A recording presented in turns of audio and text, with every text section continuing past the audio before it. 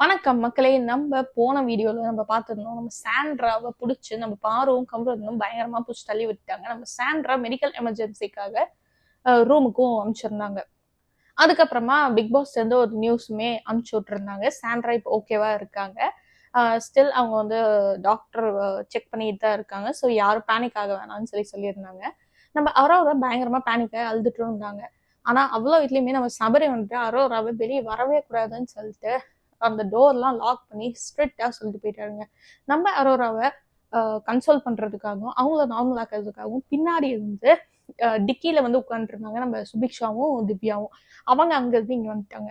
வரும்போதே நம்ம திவ்யா பயங்கரமா லெஃப்ட் அண்ட் ரைட் வாங்கிட்டு தான் இருந்தாங்க பார்வை. சொல்ல போனா நமக்கு என்னெல்லாம் பேசணும்னு நமக்கு தோணுச்சோ அது எல்லாத்தையுமே நம்ம திவ்யா பேச மேலதான் இருந்துச்சுங்க. ஆக்சுவலா அந்த இடத்துல பாத்தீங்க அப்படின்னா நம்ம சாண்ட்ராவை புடிச்சு தள்ளி விட்டுறது மட்டும் இல்லாம அங்க நம்ம திவ்யாவோட கையுமே மாட்டிட்டு இருந்துச்சு. அவங்க கையுன்னு சொல்லி கத்திட்டு இருக்கும்போது கூட கொஞ்சம் கூட பார்க்காம ஈவரக்கம் இல்லாம இப்படி தள்ளி விட்டுறீங்கன்னு சொல்லி திவ்யாவுக்காக வாய்ஸ் ரைஸ் பண்ணிட்டு இருந்தாங்க. அப்ப நம்ம பாரு பயங்கரமா திட்டிட்டு இருந்தாங்க. உன்னை பார்த்தாலே எனக்கு வந்து அவ்வளவு காண்டாகுதுங்கிற அளவுக்கு அவங்க கேவலமா திட்டாங்க. இதை கேட்டு பாருவுக்கு வந்து ஒண்ணுமே துப்புனா தொடச்சுக்குவேங்கிற மாதிரிதான் இருப்பாங்கன்னு வைங்களேன். ஏன்னா நம்ம கம்ருதன் கூட கொஞ்சம் ஹெஸ்டேட் பண்ற மாதிரி இருக்கு. நம்மள ஏதோ ஒரு விஷயத்துல புடிச்சு தாக்க போறாங்க அப்படிங்கிற மாதிரிதான் நம்ம கம்ருதன் உட்காந்துட்டு இருக்காரு. ஆக்சுவலா சொல்ல போனா நம்ம கம்ருதன் இதை ஆரம்பிச்சதுதான். ஆனா அது இவ்வளவு இடத்துல போய் முடிச்சது நம்ம பாரு தான். 2 பேரையும் தயவு செஞ்சு ரெட் கார்டு கொடுத்து வெளியே அனுப்புங்க அப்படிங்கிறது தான் நமக்கான ஒரு கோவா இருக்குன்னு வைங்களேன். ஏன்னா இந்த மாதிரி ஒரு ஆட்கள் ஒரு ஃபினாலே வரைக்கும் வரணும் அப்படிங்கிறது வந்து ரொம்ப ஒரு தப்பான விஷயம். அது வந்து பிக் பாஸ்க்கான பேரையே அது வந்து ஸ்பாயில் பண்ணணும்னு தான் சொல்லுவேன். ஏன்னா இவங்க 2 பேரை வெளியே அனுப்பிச்சிட்டாலே இன்னொரு 2 பேரு தகுதியுள்ள 2 பேர் உள்ள இருப்பாங்க அப்படிங்கிறது தான் எனக்கு. ஏன்னா ஹியூமனிட்டி அப்படிங்கிற வார்த்தைக்கான ஒரு பர்சன் கூட தகுதியே இல்லாத 2 பேர் தான் அவங்க 2 பேருமே.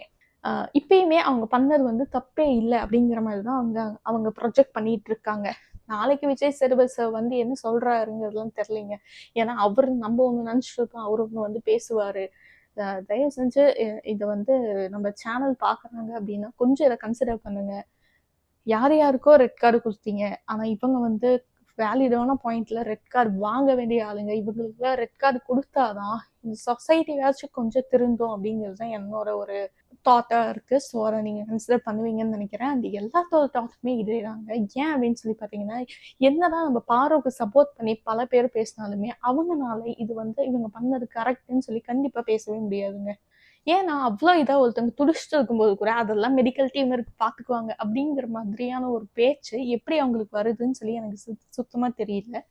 ஏன்னா அவங்களுக்கு ஒண்ணு நடக்கும்போது அது தப்பு எல்லாமே சொல்லுவாங்க. ஆனா மத்தவங்களுக்கு நடக்கும்போது அது வந்து அசால்ட்டா அவங்க ஹேண்டில் பண்றது it's not good. And Divya இது லெஃப்ட் அண்ட் ரைட் வாங்க செம்மையா இருந்துச்சு. அது என்னங்க டீட்டெயிலா நான் உங்களுக்கு நெக்ஸ்ட் வீடியோவில் சொல்றேன். நீங்க நம்ம சேனலை ஃபர்ஸ்ட் டைம் பார்க்குறீங்கன்னா சப்ஸ்கிரைப் பண்ணிடுங்க. அப்பதான் நான் போடுற வீடியோஸ் எல்லாமே உங்களுக்கு வந்து நோட்டிஃபிகேஷன்ல வந்துட்டே இருக்கும். அந்த பெல் ஐக்கானையும் மறக்காம கிளிக் பண்ணிடுங்க.